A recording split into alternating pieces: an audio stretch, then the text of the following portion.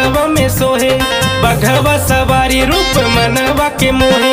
चक्र त्रिशूल गदा हथवा में सोहे बघवा सवारी रूप मनवा के मोहे। बाटे सुगर बनवल कोहार मूर्तिया माई के तीनों लोकवा बकैले उजियार मूर्तिया माई के। बाटे सुगर बनवल कोहार मूर्तिया माई के तीनों लोकवा बकैले उजियार मूर्तिया माई के।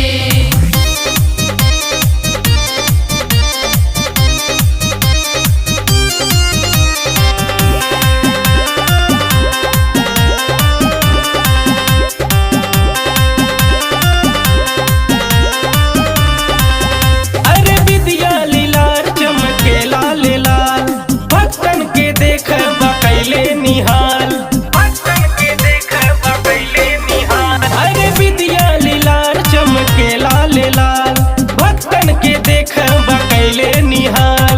मथवा मुकुटवा के शोभा निराला गरवा में लटकल अड़हुल के माला।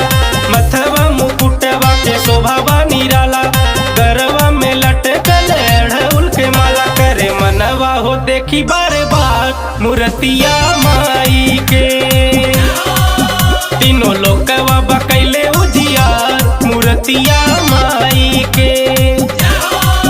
बाटे सुगर बनवल कोहार मूर्तिया माई के तीनों लोकवा बकैले उजियार मूर्तिया माई के। जय जय माँ जय जय माँ जय जय माँ जय जय माँ।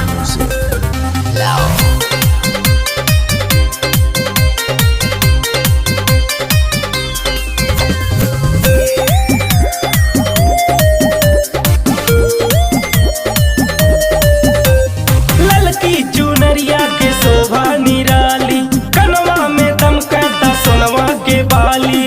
कनवा में दमकता सोनवा के बाली। अरे ललकी चुनरिया के शोभा निराली कनवा में दमकता सोनवा के बाली। दुखवा मिटावे माई सुख बरसावेली भक्तन के मैया मोरी लजिया बचावेली। दुखवा मिटावे माई सुख बरसावेली भक्तन के मैया मोरी लजिया बचावे। प्रिंस ईश्वरी के करी बेड़ा पार मूर्तिया माई के करी मनवा हो देखी बार बार मूर्तिया